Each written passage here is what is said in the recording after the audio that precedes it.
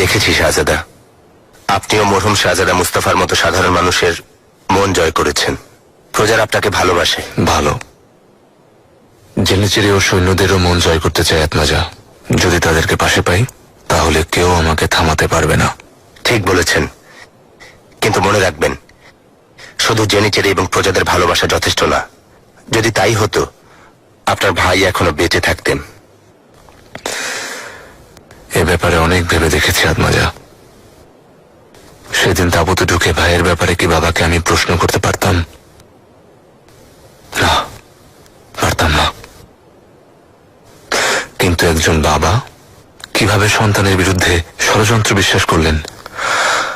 কোন সিংহ যখন বাঁচার জন্য লড়াই করে শাহজাদা, তখন প্রতিপক্ষকে তা ভেবে দেখে না। এমনকি সন্তান হলেও তাকে শত্রু ভাবে। তার শুধু একটাই চিন্তা, ওকে শেষ করতে হবে। যদি কোনোদিন সেই সিংহের সাথে সামনাসামনি মোকাবেলা করতে হয়, তখন এই কথা মনে রাখবো আত্মাজা।